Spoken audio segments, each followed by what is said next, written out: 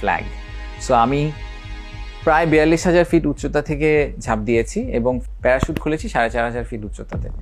এর মাঝখানে যে গ্যাপটা হচ্ছে প্রায় 37,300 ফিটের মতো। এত লম্বা উচ্চতা ধরে কেউ ফ্ল্যাগ নিয়ে কখনো জাম্প করেনি। সো সেটা একটা ওয়ার্ল্ড রেকর্ড।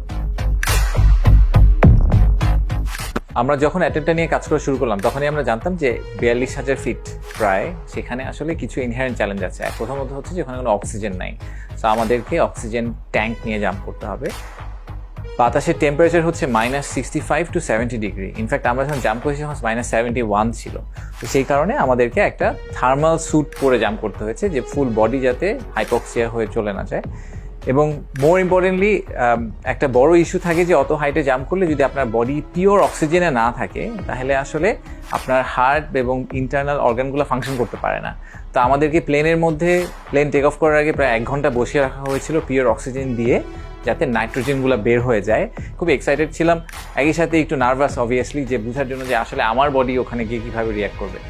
তো জাম্প করলাম, করার সাথে সাথে এটাও রিয়েলাইজ করলাম যে আগের 50টা জাম্পের মতো এই জাম্পটা হবে না। তার একটা বড় কারণ হচ্ছে যে আমাদের ইভেন প্র্যাকটিস জাম্পটাও আগের দিন আমরা যেটা করেছিলাম ফুল অক্সিজেন নিয়ে, থার্মাল নিয়ে, বাংলাদেশের পতাকা নিয়ে, সেটা ছিল হচ্ছে 16,000 ফিট থেকে। তো 16,000 ফিটেও আসলে যথেষ্ট বাতাস আছে, এই কারণে বাতাস কেটে অ্যারোডাইনামিকটা ম্যানেজ করা সম্ভব। বাট 42,000 ফিট উচ্চতায় আসলে কোনোই বাতাস নাই। সেটা হচ্ছে নাম্বার 1। নাম্বার 2 হচ্ছে যে এত উপর থেকে যেহেতু আমরা পড়ছি, 20 সেকেন্ডের মধ্যে আমাদের বা আমার ভেলোসিটি হয়ে গেল 320 কিলোমিটার/আওয়ার প্রায়। তো তাতে যেটা হলো যে এই ফ্ল্যাগটার জন্যই আসলে জাম্পটা করা, সেই ফ্ল্যাগটা আসলে পুরা প্রসেসটাকে খুবই ডিফিকাল্ট করে ফেললো। এই ফ্ল্যাগটা নিয়ে আমি জাম্প করি নাই, আমরা 3টা ফ্ল্যাগ বানিয়েছিলাম এক্স্যাক্টলি সেম ডিজাইনে। প্র্যাকটিস জাম্পে একটা ফ্ল্যাগ হারিয়ে গেছে, জাম্প শেষে ফ্ল্যাগটাকে ছেড়ে দিতে হয় প্যারাশুট খোলার আগে।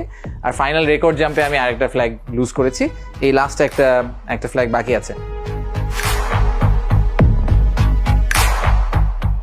এই ফ্ল্যাগগুলা ওই স্পিডে একটা ছোটোখাটো বুনো ঘোড়াতে পরিণত হলো।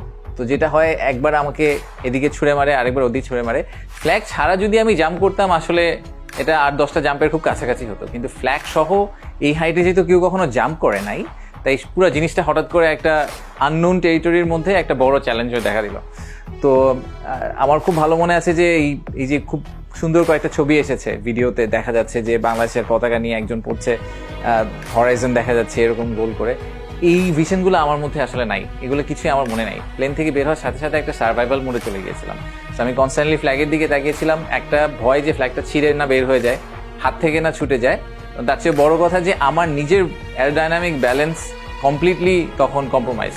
ফাইনালি আমি যখন নিচে এসে প্যারাশুট খুলেছি, তখনও আনফর্চুনেটলি ফ্ল্যাগের কারণে আমি একটা টার্মিনাল স্পিনে চলে গিয়েছিলাম, ফ্যানের পাখার মতো ঘুরছিলাম। ওইটা স্কাইডাইভারদের জন্য খুবই ডেঞ্জারাস, কারণ হচ্ছে যে ওই সময় প্যারাশুট খোলার জন্য যে ব্যাগ যেটা আমাদের পিছে থাকে, ওই ব্যাগের যে হ্যান্ডেলটা ধরে টান দিতে হয় ওটা খুঁজেই পাওয়া যায় না, কারণ আপনি তো স্পিন করছেন। সো হাত পিছে নেওয়াই অলমোস্ট ইম্পসিবল হয়ে যায়।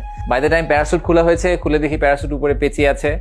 ওটাকে ছুটাতে বাই দ্য টাইম আমি একটা মোটামুটি সেফ পজিশনে আসতে পেরেছি, তখন আমি মাটির খুব কাছে।